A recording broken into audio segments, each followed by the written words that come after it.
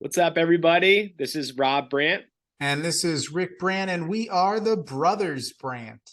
Welcome back to episode 133 of the Brothers Brandt Podcast, our favorite band of a revolution. Rick, very cool episode we got here. O.A.R. I'm so stoked for this episode, Rob. We Yeah. have talked for 132 episodes about going to live sporting events with the people that we love, making memories, and getting off your couch and going and watching a live event in person. Rob, our favorite band is O.A.R., and I'm stoked out of my mind to share with our listeners what makes this band so amazing and all the great memories we've had in attendance watching Of a Revolution. Yeah, we've had some pretty epic stories, so I definitely want to get into the stories. We've probably seen this band. I mean, Rick, if we had to guess how many times we saw the band, like I would probably say like 20 or something. I would think so. I would think that's a fair estimate. We've gotten a chance to meet the gang and be in the first row and travel really all over the country, from the East Coast to the West Coast, you name it. We love O.A.R. Anytime they're in town, we get tickets and we make sure we're in attendance. And tonight, I'm rocking my O.A.R. shirt, Rob. Morgan and I, the missus. Yeah, you got to see him this summer together. We went to the O.A.R. Dispatch concert in Dallas, Texas. Amazing. These guys are so good live. They're phenomenal live. And they're really good. It started with a CD. Like, I remember we were listening to them in high school, like when we were 16, 17 years old, and I picked up a CD for you, Stories of a Stranger. And then the rest was history. We just were hooked since we were teenagers. I love that you mentioned that, because that's essentially how O.A.R. has grown a following. And it isn't because of like some big record label deal with one of the big companies out there and they end up going out on the radio and just becoming super mainstream. They've actually done it the exact opposite. They've kind of, through word of mouth, through colleges and CDs, as you mentioned, just selling those old school style. And then their performances in like a live show have captivated the audiences to the point where the legend has grown and they're one of the most popular rock bands you could think of. Yeah, and I think that's one of the most popular. I wouldn't go with the most popular rock band, but I mean, they're right up there with the Beatles and the Rolling Stones, if you ask me. Is anyone asking you, Rick? Is anybody asking you? Well, yeah, I'm asking you. Yeah, okay, I asked you. Rob, these guys are phenomenal. Love them. Yeah, love the band. I think what's so cool is the story. Like, I love music, listen to music all the time, Pandora, Spotify, but the story of these guys is pretty wild. There's more people in the band now, but there really was like a core. What was it? Core four of them. Yeah, went to high school together, went to middle school together from Rockville, Maryland. And that's pretty wild, because you don't really hear too often that bands stick together from middle school. Like, they were playing talent shows like when they were in like 4th grade, 5th grade, 6th grade, 7th grade, 8th grade, high school. And then they went to Ohio State University together, the four of them. And then that's where they met their 5th band member. And then they've just been playing fraternities and sororities. And they're kind of like an underground rock band. And they have such a cult following. Rob, let's meet the band, shall we? Let's meet them. Now, they couldn't join us here tonight, so we're going to go ahead and continue this podcast without them. Maybe one day in the future, they'll join us for an episode. Rob, I would love to have them join us for an episode. It would be a privilege. It sure would be. It would be an honor. These guys have created so many memories for us. Rob, let's start with lead vocals, rhythm guitarist, Mark, the lead singer. Cool. Yeah, I don't know. Yeah, we got Mark Roberge on the guitar. I mean, he's Mark. He's from Rockville, Maryland, and he's really the front man, face of the band. I love that, it's not just all about him. Some bands, like Dave Matthews Band or whoever else, you've got just like the number one main guy, but it's always about the group. And I love at the end of the shows, he's always like, and I'm Mark, after he introduces everybody. Yeah, he's very charismatic. on the mic, and he's not afraid to like tell a story or just speak from the heart. So that's really cool. Him and the Goo Goo Dolls lead singer are my two favorite. Yeah, So Johnny, he's phenomenal. The improvisation. We'll get to him in the episode 134 coming up next, but we wanted to focus this episode on O.A.R. and Richard on the lead guitar. On the guitar. Like I always like that one. It's like, we got Richard on the guitar. Yeah. Back in vocals. Benj Gershman on the bass. Now, Rob, and we have a picture. We have a picture with Benj. Yeah, we got a chance to meet Benji out in what was it? Red Rocks Amphitheater before one of the most epic shows ever. And what a good dude. Semi jacked, by the way. I realized that when we got our picture with him. Yeah, sure. I didn't know you were checking him out, but that's cool. You gotta be. I mean, you're playing the bass. You just strumming the whole time. Slapping the bass, man. And you've got a dog named Benji, which makes the whole thing perfect. I do. He was not named after Benj, but you know what? If I ever meet Benj, I'll be like, "Hey, man, I named my dog Benj after you." But it's really Benjamin Franklin. How about Chris Koulos on the drums? Oh, Chris Koulos on the drums. Man, he's just razzling and dazzling back there, baby. Part of the core clang him and bang him. He was one of the OGs originals, Rob. Yeah, love Chris. Here's one of my favorites, if not my favorite. But Jerry DePizzo on the sax. Rob, I gotta tell you. Jerry! This guy, Rob, and I got a chance to meet Jerry and get a good picture with him in Montclair, New Jersey. You got to tell that story. We're going to go a bunch of stories. So we're giving the intro here. We're going to tell our stories. So we got to tell our stories right after this intro. 100%. So Jerry DePizzo, Rob, is just, in my opinion, he really doesn't sing at all in the band. But when he gets going on a sax solo, I mean, I don't think there's anything better in live music than Jerry DePizzo on the saxophone. It's phenomenal. Oh my God. Yeah. I go from 6 to midnight real quick. I mean, what? I mean, listen, this guy is phenomenal and greatest I've ever seen. In fact, we were at the show this past summer, which we were talking about a little bit earlier. And the missus looks over at me and she says, if we ever get a dog, I want to name him Jerry. I want to name him Jerry after Jerry DePizzo from O.A.R.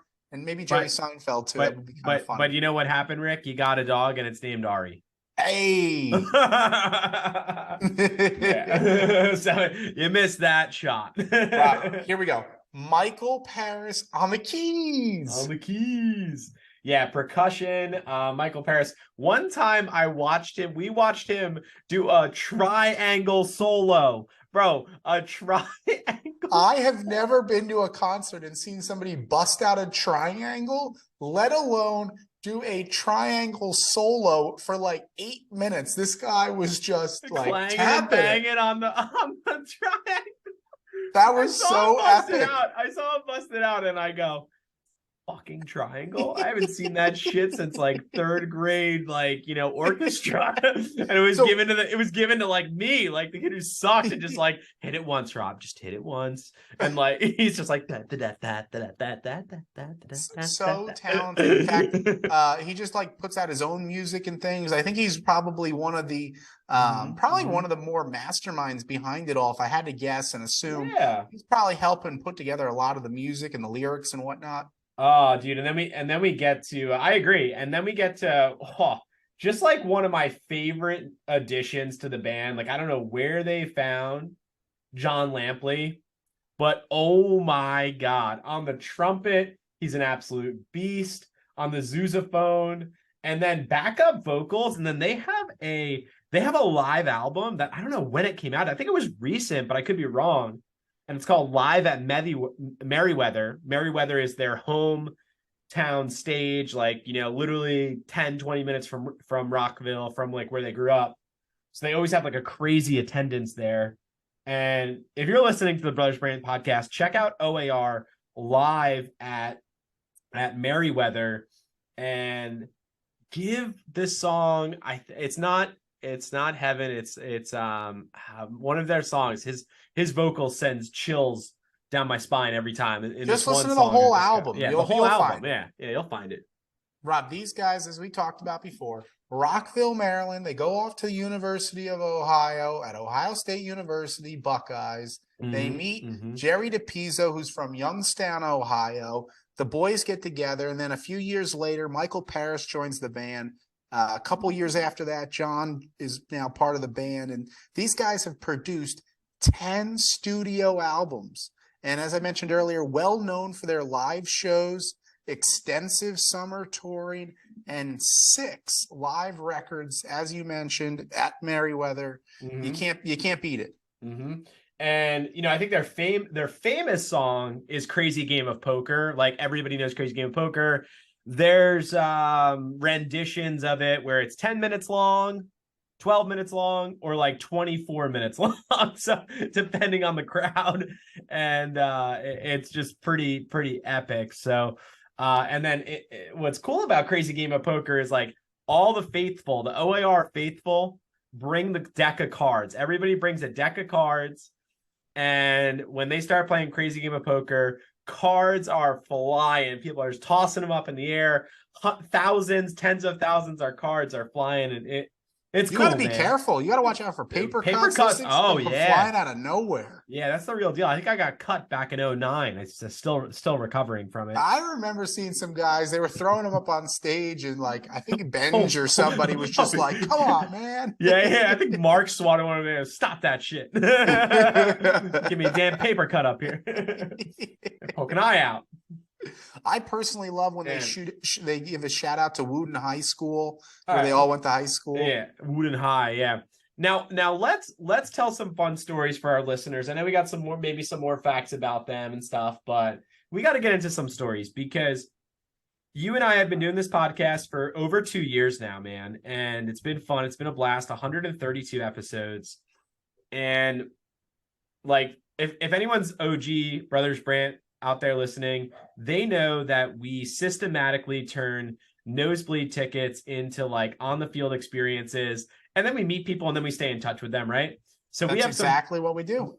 We have, like, off the top of my head, we probably have like 5 or 6 like hilarious stories that we want to share about our O.A.R. concerts and the shenanigans that we pulled. But one thing I want to bring up, because I'll be remiss if I forget it, and I could forget it because I'm having my beer right now, but I will say, Shelby and you and I hold a special place in our heart for O.A.R. because we went to high school together. We influenced one another to like the band. We're like, yeah, we love this band. This band's awesome.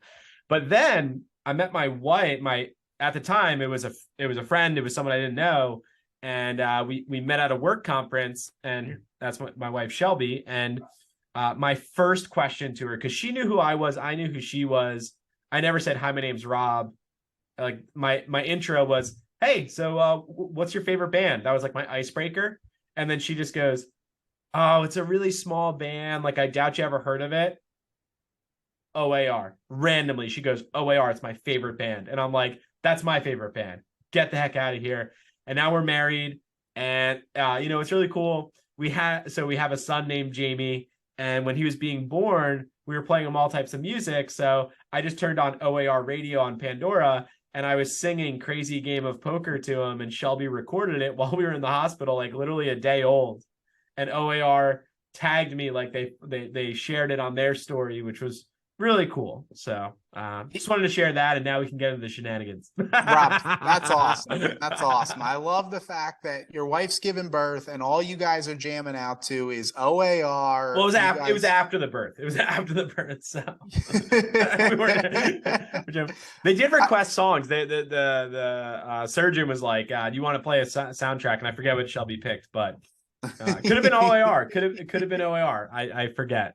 Too many things happening. Well, to me, Rob, I think one of our favorite in-person memories with these guys is the time we met them in Atlantic City, New Jersey, for a smaller, intimate show. Yeah. And as always, as we've mentioned time and time again on this podcast, is arrive early and good things will happen. Rob, take it from here. Do the honors.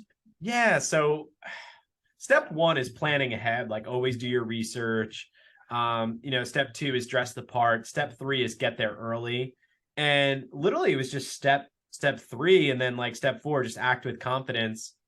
We got the tickets through our friend Dave, dear friend of the pod, D-Mac, what up? And you and I, it was just you and me. and we had nothing else to do. So, and you don't like to gamble, you know, at the time I didn't like to gamble. Now I'm a degenerate, but, you know, so we went to AC. You don't drink. So we were just like, you know what, let's go to the concert venue. So we got there like an hour early, and we just went into this small concert venue in like the Tropicana, in Atlantic City. And we just go and sit front row, even though our tickets were like balcony or something like that. We just sat front row, and we were just chilling, taking it all in. And we kept seeing people come out from the stage, like literally walk out from the stage, fans with posters in their hands, something rolled up. And we found out it was posters. We stopped one of them. We just go, hey, like, what is that? And this place is empty. And they just go, oh, it's a signed poster. They're signing posters back there, part of the VIP experience. And we're like, oh, cool. How do you get back there? And they're like, oh, you guys don't have VIP. And we're like, no, I don't have VIP, but that'd be awesome. We're huge fans. And they just go, yeah, just go through those doors and just like probably just walk in. You'll be fine. And then we see a bunch of people walking through those doors. So you and I like scurry over and hop in the back of this line, like the very back of this line. And we're in this corridor, and we can't even see in front of us. It's like 30 people in this tiny hallway, and we're just slowly moving up, slowly moving up, slowly moving up. And then like with like 3 people left, we can see the band is there with the O.A.R backdrop. And nobody even asked us for anything. No one asked us for our name. Nobody asked us for like our email, like confirmation that we were VIP. And we were part of the VIP meet and greet before the concert. And we walked over, got a picture, a couple of pictures with them, and a couple of signed autograph posters, one for me, one for you, one for DMAC, and for thanking him for the tickets. And it was just so cool meeting him, man. It really was. Those guys were awesome. That was the show that we had brought some cards to as well. So it's one of my favorite pictures with any type of musician or athlete is us with O.A.R, with the poker card deck in our hand. And yeah, I love that, man. That was such a hilarious time. And then do you remember we ended up being first row? Yeah. And I can't recall if we had tickets or not in the first row or not, but we were in the first row. No, Rick, fuck you. We did not have tickets in the first row at all. You know goddamn well we did not have tickets in the Rob, I can't remember if we had. Fuck you, dude. We did not have tickets in the first row. I can't hear you. You pulled your cord. First out, off, man. This is a family podcast, all right? It's all right. It's up on the internet. No, it's all right. It's 18 and older. They've all heard it. And then Jamie's gonna hear this stuff when he's 5 years old. So and you're darn right he is. The way you two talk. Yeah. Now, you're darn tootin', Rick, over there, Mr. Prim and Proper. We have splurged for front row O.A.R tickets. We have. We'll get to that. We'll get to that one. But yeah, so basically, I'll give the scenario. What happened? What had happened is we did not have front row tickets, but we came out and we had a signed autograph poster, and we just sit front row like what we were sitting, and we were just like praying people didn't show up, and like who's not going to show up for front row tickets, and then we lucked out. I don't even know if there was an opening band, but the concert started, and or it didn't start. No, it didn't start because we got there so early, and then people came and they just go, and the front row was kind of like a stage. So there was probably about like 5 feet in front of us to the stage. So you really had like an extra amount of room right there. So it really didn't matter about the front row. And we totally lucked out. There was like 4 women sitting in 2 of them were sitting in the seats that we were sitting in. And the other 2 were next to them. And we just explained what happened pre them coming. Like we went backstage, like, you know, this is what we do. Like we kind of just move up and it might have been the boyish charm, but they were loving it. They thought it was hysterical. And they go, look, here's the deal. We don't really give a shit because once the concert starts, we're not going to be sitting down in the front row. We're going to be standing the whole time. So we could just do like one of those like side shoulder things, like a prom photo. So that's what we did the whole time, the whole concert. We did like a side prom thing, like, you know, and of course, I think we bought them beer and food, just to thank them. The guys next to us weren't related to the girls, and they were probably just like, what the hell is going on here? Crammed 4 bodies into 2 seats essentially, and it was awesome. It was awesome. Exactly. Now, I also think like there was this time where Hurricane Sandy, we grew up in the Northeast. Oh yeah. And this hurricane came through and just destroyed our community area. And it took place in like the fall time, and then circle up to the summertime. The band is traveling, and one of their annual stops is PNC Bank Arts Center in New Jersey. And I remember going to that show. And Rob, it was it wasn't even a full year after, and all the proceeds were going to some organization that was helping to get everybody back up on their feet. And O.A.R. was performing. And what I loved about it the most was that they were just so into, at the time, supporting the cause, making sure everybody knew what the show was about. And at the end of it, it was the first time I've ever been, and I think the only time I've ever been to an O.A.R. concert where they didn't play Crazy Game of Poker as their last song at the encore to end the show for the night as the crowd is walking out. They ended up playing Under Pressure. Under Pressure. Yeah, I remember you telling me all about this one. And I just thought, like, I got so many chills from it because they played Crazy Game of Poker before they had went to their encore. So I was like, no way, what? How are they going to do this? Mm-hmm. And it ended up being just a legendary way to cap off the night and brought everybody together. It was really cool stuff.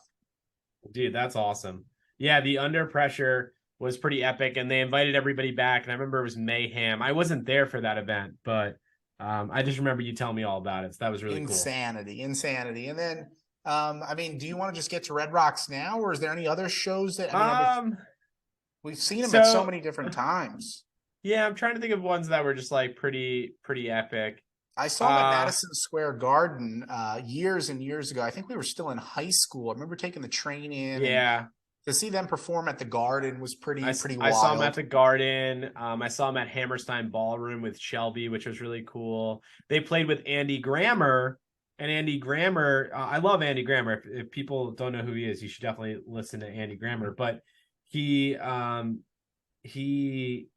like a meet and greet afterwards. So Shelby and I got a picture with Andy Grammer, and that was when he was like up and coming. And now like he's already had like these awesome shows, and he headlines and all that. So it was really cool to get to know him and get a picture with him. That was fun. And then most recently, the O.A.R. Dispatch one we went to in Philadelphia. This is a fun story.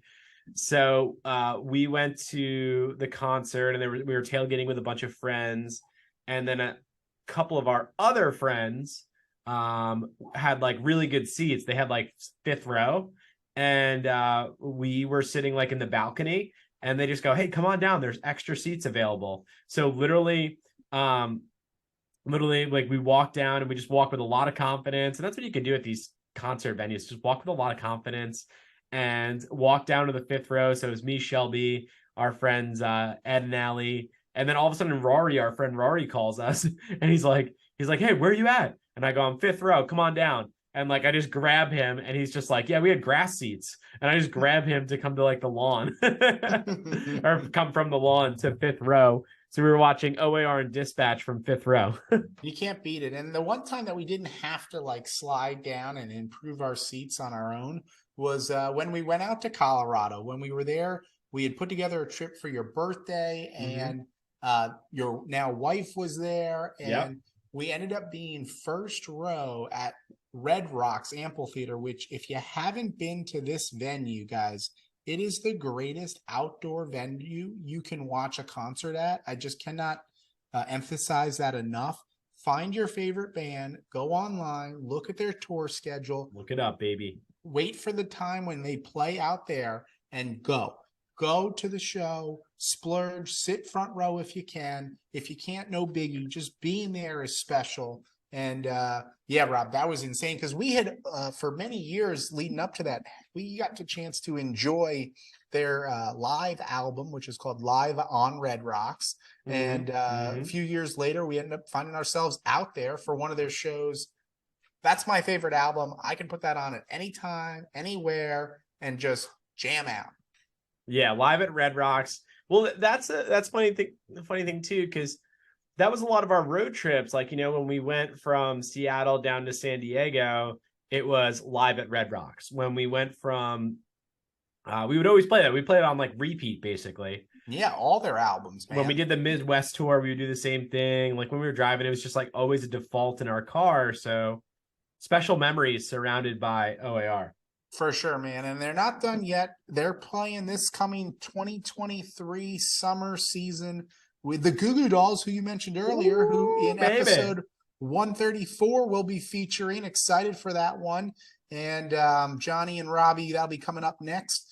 But this episode has been all about our favorite band, Of a Revolution, from Rockville, Maryland. They've performed a lot of places, Rob. They've performed on New Year's Eve in Times Square. They've gotten involved with the Special Olympics Summer Games. I know they've been a mainstay at NHL events. So these guys, I mean, listen, again, they're not mainstream. They're not on the radio. You're really not going to hear too many of their songs. There was a time where I think Love and Memories and Shattered. Those were some ones that were getting a little play on MTV and VH1. MTV. You remember MTV? I remember MTV. Dude, O.A.R. is the best. Is there anything you want to say before we wrap this podcast up with a little crazy game of poker? We got to get them on, baby. We got to get them on the pod. It'd be fun chatting it up, talking about how they started and all the fun stories that they've had along the way. And they went to the Ohio State University, which I'm sure they have a lot of great stories from there too. So great times had at O.A.R, watching O.A.R. You and I love them. Shelby and I love them. I hope our listeners love them. I hope they check them out. And Rick, it was a crazy game of poker. The next time you're in town and you can see these guys, do it. For all you listeners out there, I'm Rick Brandt. And I'm Rob Brandt. We're the Brothers Brandt. Thanks for listening.